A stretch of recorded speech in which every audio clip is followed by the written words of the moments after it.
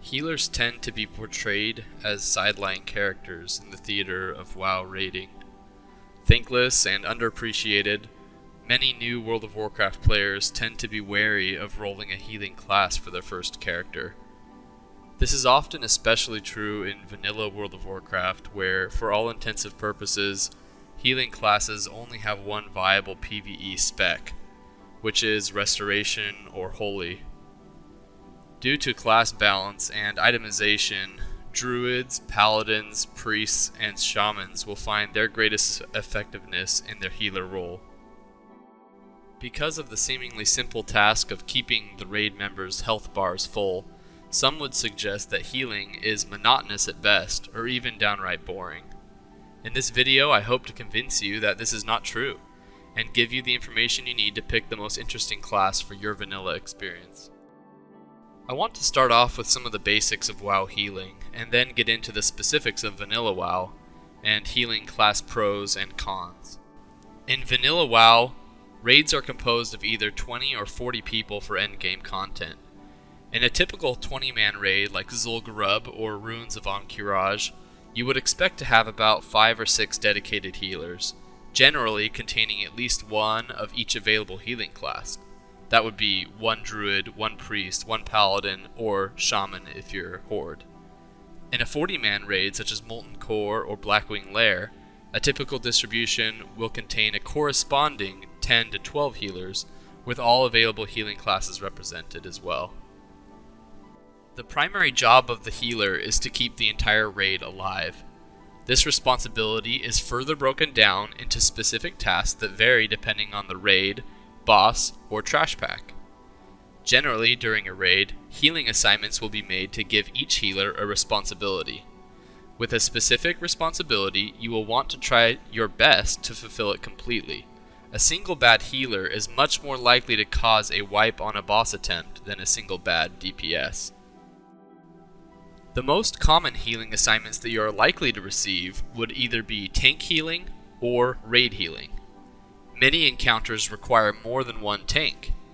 Even as early as Molten Core, certain encounters, such as Sulfuron Harbinger or Majordomo Executus, require up to 5 tanks. In those cases, several healers would be set apart just to keep the tanks alive. Raid healers are usually placed geographically so that they can reach certain key groups, such as ranged DPS who are spread out, or melee DPS who are in a specific area, like on the Ragnaros fight. Healers will be called upon to dispel diseases, poisons, and curses where possible. All of the healing classes in vanilla WoW can perform either function, but certain traits of each class and differences in gear at a given progression level may make them more successful at one role than another. A couple of examples will help make this point. Paladins, while having excellent raid healing, are also built around very straightforward single-target heals, and are able to wear plate armor. This makes them very good tank healers, as they can focus a single target for an extended period of time, with less threat of dying from AoE received trying to stay in range of the tank. On another hand, Shamans make excellent raid healers, due to their multiple target chain heal spell. Whichever class and assignment you end up with, I want to emphasize that your main goal is still to keep the entire raid alive. Good healers prevent wipes. Good healers see the player on the sidelines who's about to die and flash heal him. Good healers make for clean kills and happy tanks. You should always be watching the fight and making intelligent, dynamic decisions about healing needs. Some examples of healing techniques that separate good healers from average or even bad ones are watching the other healers closely and filling in if there is any incapacitation or lack. A very common scenario is that a tank healer gets feared or stunned. A good healer will already have a heal cooking up on the incapacitated healer's tank before the stun happens, because he was watching the fight and saw it coming. Using mana efficiently. Mana runs out extremely fast if you decide to spam your biggest max rank heal for the entire fight. A lot of this involves using the right spell and the right rank.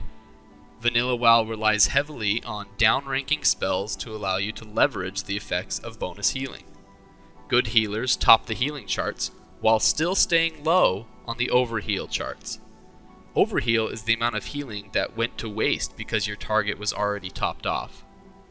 These healers know when you need to drop a bomb heal, or when topping off the target will only take a rank 4. Using talent skills frequently and wisely. A great example of this is the Druid's Swift Mend ability, which allows the caster to instantly cast its next healing spell. I cannot tell you how many times I have saved my main tank from dying in a raid because I was able to Swift Mend into a rank 10 or rank 11 healing touch. Each other class has a similar talent-based ability. Paladins use Divine Favor, Priests use Inner Focus, and Shamans have Nature's Swiftness. There are many other talents that add value to your healing class, and you should know how to use them. Lastly, good positioning. This one is kind of hard, and it's actually something that every raider needs to learn, not just healers. But healers who position and reposition well during a fight could be the difference between an off-tank not getting the heal he needs when his healer becomes incapacitated or not. When building a gear set for your healer, you have to remember that in vanilla, especially during the early raids, bonus healing is the most important stat to boost your healing effectiveness. Bonus healing allows you to stack additional healing, or HP, onto your healing spells than what you could do if your character was naked. Much of your effectiveness and success in 5-mans and early raids will be determined by how well you can correctly itemize for bonus healing. Some classes benefit from bonus heal disproportionately more than others, so I think it's important for us to look into why that is. Healing effectiveness is often a point of confusion for vanilla players, so I want to go over the formulas for how heals are calculated. The general formula for a heal is that the final heal is equal to your base heal plus bonus healing times healing power coefficient times level penalty coefficient. In order to fully understand this formula, we need to break down what healing power coefficients are and what the level penalty coefficient is. Healing power coefficients follow a table that corresponds to cast times. Basically what the goal is to penalize you for using quick spells to heal your target, and give you benefits for using longer casting spells which are harder to use. The level penalty coefficient is equal to 1 minus 20 minus the level that you learn the spell times 0.0375. You can see that this formula takes into consideration when you learned the spell that you're trying to cast, and heavily penalizes spells that were learned below level 20. Spells that you learned closer to level 60 would receive less of a penalty using this formula. Healing power penalties are given for using faster spells because they are easier to use, and penalties are given for lower ranked spells, especially below level 20, because they are cheaper. This way, healers who correctly use longer spells, which are more challenging to time, are rewarded with substantially more healing power bonuses on their heals. Now that we know some of the basics of WoW healing, I would like to dig in a little more into the specific healing classes in vanilla. I hope that I can show you that there are pros and cons to each class, and that they all have an important role in vanilla raids. I'm going to go through them alphabetically, so I'm not putting them in any preferential order, but I do think that Druid makes a good baseline for evaluating all the other healing classes, due to its distinctive one heal to rule them all spell format. So let's start there. Druids. Druids are very unique in vanilla WoW because even though they are best suited for healing in PvE, they were not given a lot of love in ways of spell diversity. About 80 to 90% of your total healing that you will do as a Druid comes from a single spell, Healing Touch. This spell is first learned at level 1 and culminates at rank 11 with the AQ books. Druids do not have separate spells for fast and slow heals. They only have Healing Touch. Healing Touch does, however, differ from other classes' healing spells, for the most part, because depending on rank, this spell could be cast with a 1.5 second cast time, all the way up to 3.5 seconds. This chart shows how Healing Touch curves out. As you can see, even though it's only one spell, there is a lot of room for Druids to play around with different ranks. Due to level penalties, generally most Druids will only dip down to rank 3 and rank 4 Healing Touch to use during raids, as the mana is almost negligible, and the healing bonus penalty and coefficient are too steep to bother with rank 1 and 2.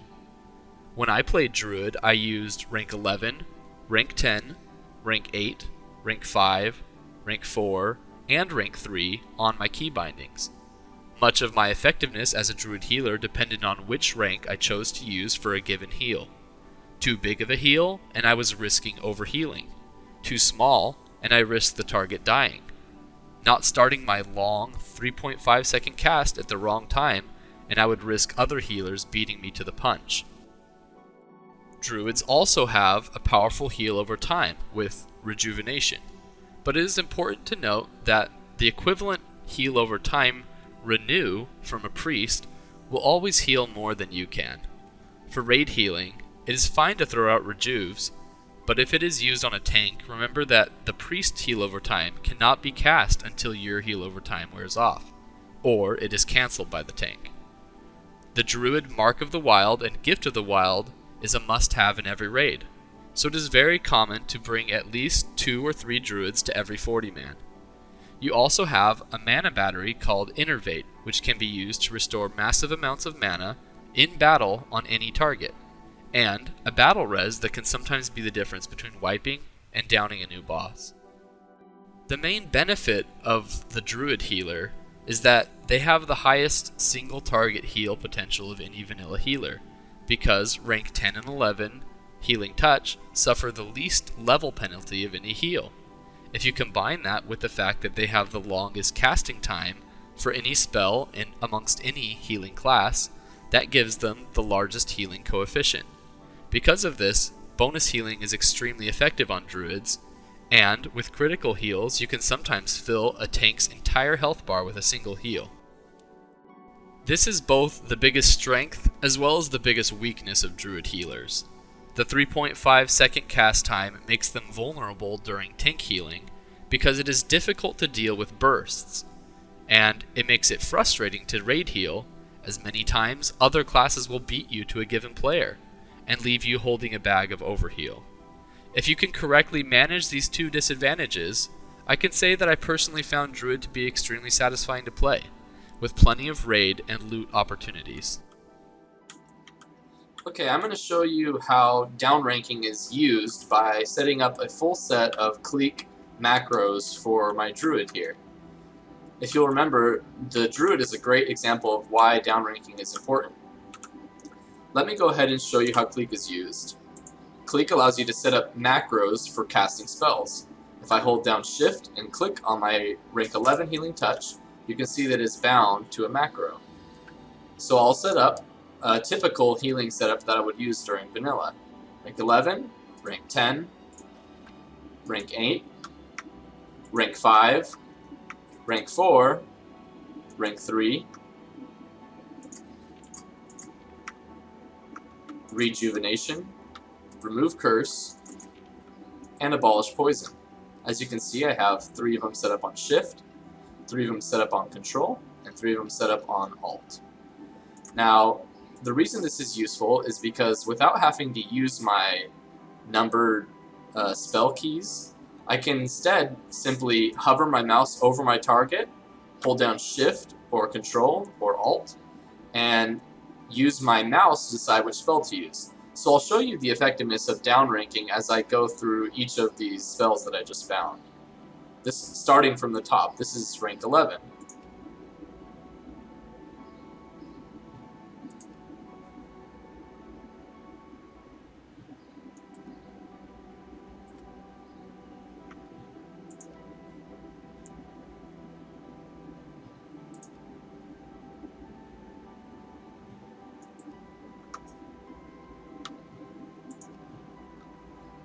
So here I just put a rejuvenation on him, and here's a dispel magic, which can't be dispelled, and an abolish poison.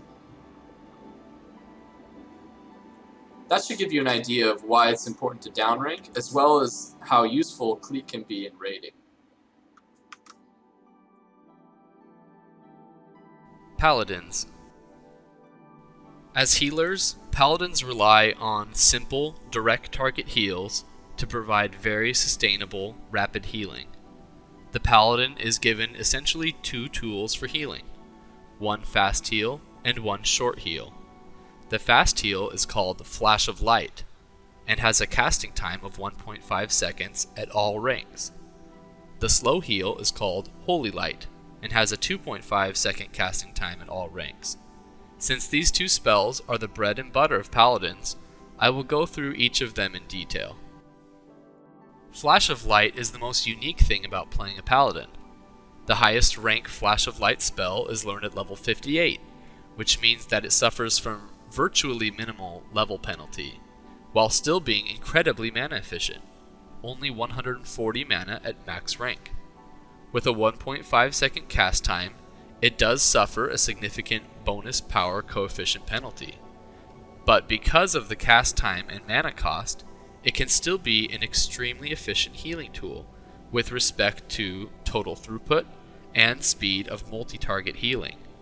Paladin healers generally use rank 4 and rank 6 flash heal ad nauseum. Holy Light is the simple heal of the Paladin. It is used when the Paladin needs to apply a significant amount of healing or wants to scale for mana efficiency.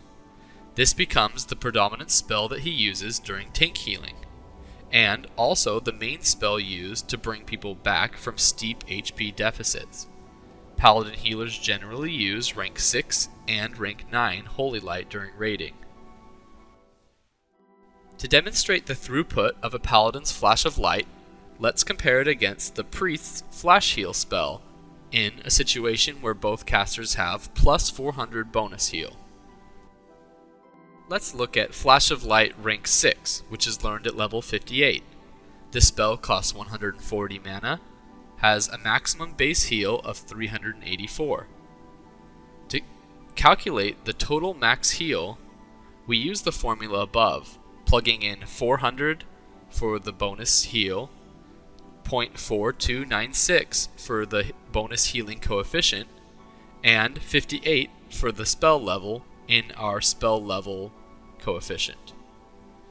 As you can see, the maximum total possible heal with 400 bonus heal is 800.712 healing.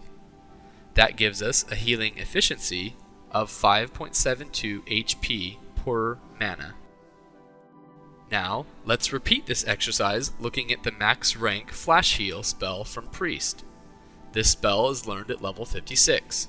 It costs 380 mana and has a max base heal of 959. After plugging in all of our values, we get a total maximum heal of 1362.824. That gives us a healing efficiency of 3.59 HP per mana, significantly lower than the Paladin. So looking at this, you might be saying, well, why don't we compare it against a lower mana cost spell for the Priest? That should give us a better mana efficiency. So let's take a look at Flash Heal rank 2. This spell is learned at level 26. It costs 155 mana and offers a maximum base heal of 315. You can see that after plugging into our equation, the maximum total heal is 525.504, giving us a healing efficiency of only 3.39 HP per mana, which is even worse than our rank 7 spell. Thus, Paladin has the most mana efficient fast heal in the game, mainly because his Flash of Light suffers very little penalty for a spell of such low mana. Paladins also have excellent flat raid buffs, and will find that a large portion of their responsibility in the raid is making sure that everyone is properly buffed. In my opinion, based on significant vanilla raiding experience, Paladin is the most powerful healing class in vanilla WoW, especially in early progression. It should never be considered as a second-tier healer, even though many see it as a hybrid class. The negatives of the Paladin is that your healing is very simple and your rotation could get boring over time. Priests. Priests have been, and always will be, the quintessential World of Warcraft healing class. The beauty of this class is not necessarily in its raw spell competitiveness, but rather in its versatility.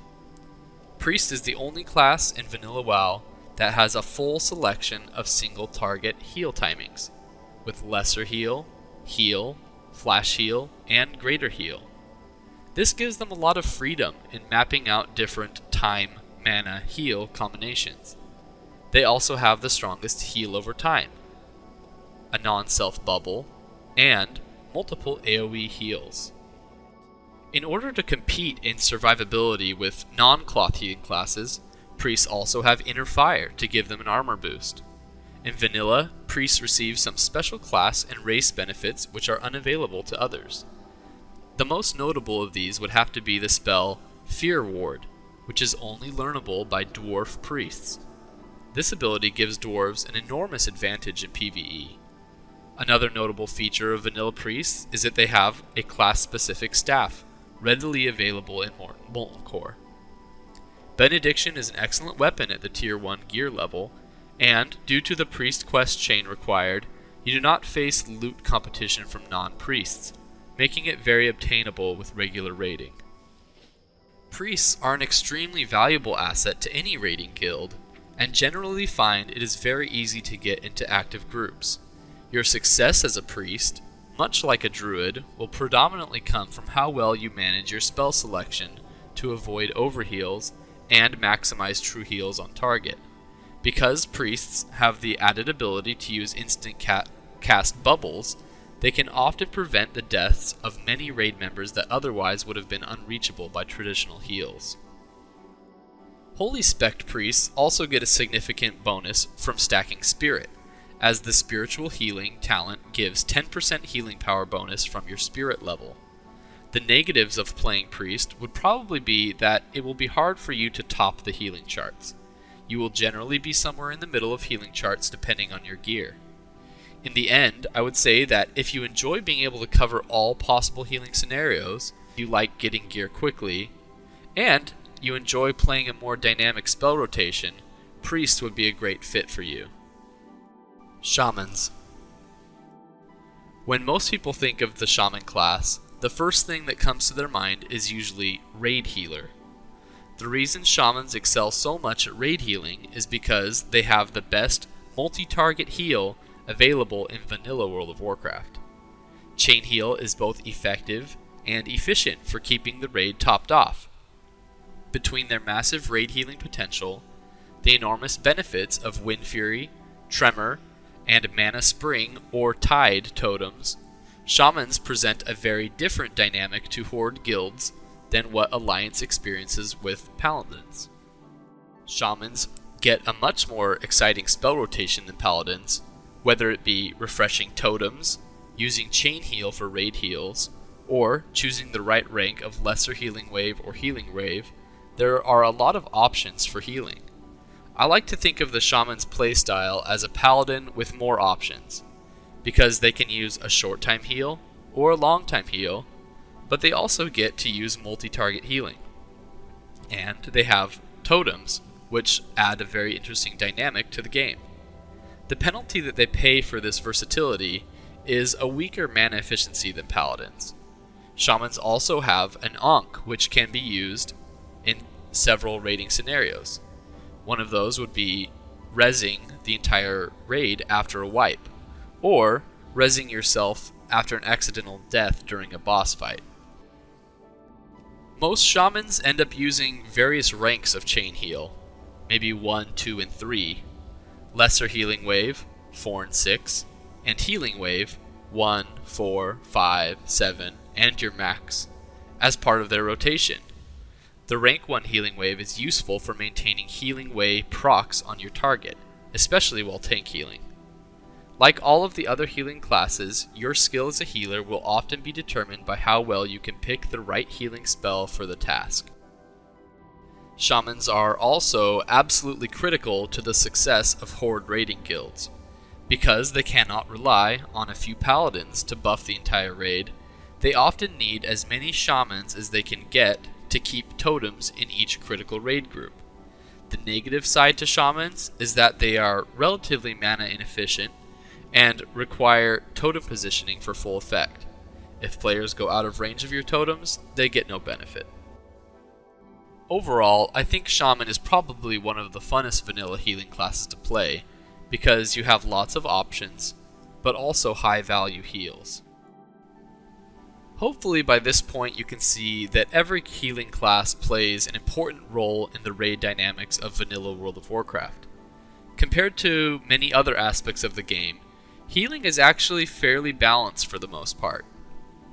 Each class can contribute something unique, with a unique healing style.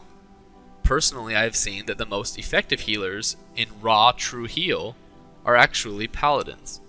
Their quick, efficient heals are amazing at stacking up persistent raid or tank healing without going out of mana. Next, I would probably say Priest would take second place by a slim margin above Shaman. Priests are excellent healers who get excellent tier sets and offer enormous flexibility to the raid. Shamans are not far behind, and depending on your raid composition, may actually be more important than priests. Druids, sadly, come in last place for vanilla healing. This is not to say that they are non-viable or unfun to play. Quite the opposite, really. I loved playing Restoration Druid. The reason that they come in last place is not for their healing potential, but rather their difficulty of play. They require you to be very good at timing your heals, and you will get frustrated watching Paladins flash away all of the raid healing before you get a chance to contribute. That being said, Druids are actually very valuable to a raid, and if you roll a Resto Druid, there will most certainly be a raid spot for you. Hopefully this video has been informative for you. If you enjoyed it, please give me a thumbs up and subscribe to see more content like this. I'd love to read your comments and know what you think about vanilla healing, and I'd also like to see what kind of ideas you had while watching this video. It's viewers like you who are keeping the legacy dream alive. Thanks.